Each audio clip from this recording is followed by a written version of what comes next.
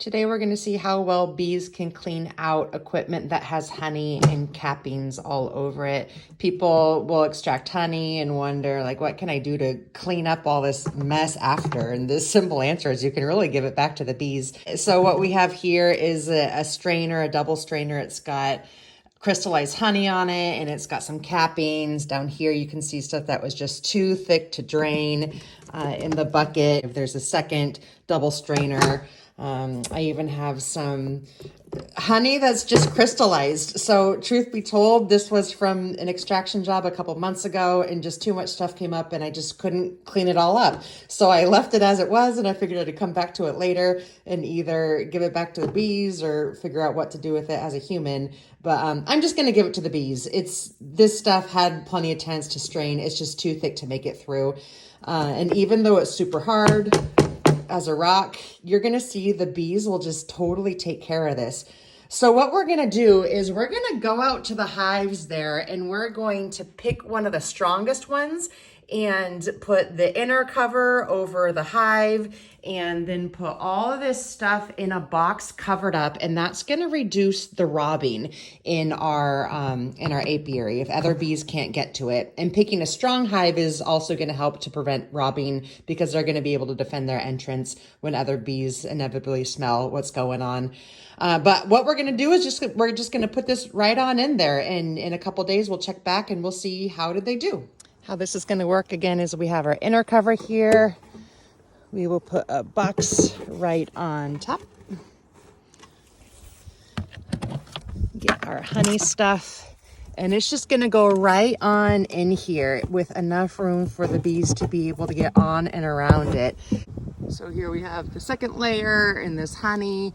I am turning it so that the bag is open so that the bees can fully access it, and it will just go right on in there so that the bees again have enough room to crawl all over, around, and in it, and be able to eat all the honey. And as you can see, bees are already starting to fly around. It's udder season, so bees are going to smell this really quick and try to get to it and eat it all. Got everything in there. Another box goes right on top. And then this inner cover, we're just gonna place right on top and close it up. You wanna make sure any entrances are protected when feeding a colony like that. So I have a robbing screen here so that the bees can defend their entrance best as possible. And looky here, we have an entrance in the inner cover that was on top. We have this open notch, and I'm gonna close that up with tape because obviously there are bees that are going to be able to get in and out. Voila, the notch on the inner cover is sealed off with painter's tape. Everybody is closed up at all possible entrances, and we're gonna come back in a couple days and see how well the bees have cleaned out all those honey supplies. It's 3 days later. It's time for the big reveal to see if the bees have cleaned up all of that equipment that had honey and wax all over it. So we're gonna take a peek, see what's going on here. Take a look at everything. So here we have, let's take out this big easy one first. So this was a strainer that had, remember, all of that crystallized honey.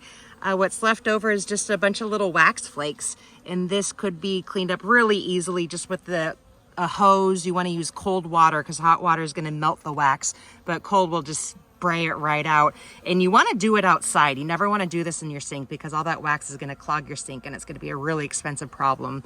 But there's no, let me put it down here. There's no residue. It's not sticky. It's just wax. I totally cleaned it out. We have that. Okay, so looks like this honey they are still working on. This was the honey that was in the bag. Looks like they've taken it out. Let's take a look at the bag real quick. You can see they're even cleaning off the bag. There's not really much honey on it. There's some wax left over that was from the strain out. Again, I could wash that off with the hose, but they've done a really good job of cleaning it. It's just not a lot of manual labor for the human at this point. This is one that had quite a bit of wax left over, but we can see they've cleaned out all that honey that couldn't strain, and they've just left the wax. This is stuff that the bees have cleaned out really, really well. It's not sticky. There's not really much honey on it. So what I could do is just take this and render it down for whatever I want to use wax for it. But really the point of doing all this is, one, to cut down the manual labor of humans, and whatever they clean up, you know, we don't have to. Honey is a sticky mess and wax can be kind of a pain to deal with, so let the bees clean it out.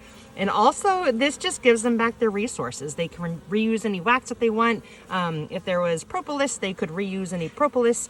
The honey, they're definitely going to eat and use for their winter stores and whatever they need to have carbohydrates for. But anything that still has honey on it, I'm just going to give back to the bees and let them continue to work on it. It's theirs. They can have it. To give this back to them, I'm going to do exactly like I did before. I'm just going to put it right back in here. Try to be careful not to squish any bees. I'm going to change the angle a little bit so that they can get to the bottom a little bit better. And then once they eat that honey, I'm going to take it all out. If I leave it in here too long, they are going to propolis my equipment. And propolis is really hard to get rid of. So I'm going to just come back in a couple days. This thing is going to go back. They're going to get that crystallized honey back. Just prop it up at a different angle. And this big old chunk of honey, they're going to get that back too. I'm going to just literally just prop it up there, and they're going to eat it. They're going to take care of it.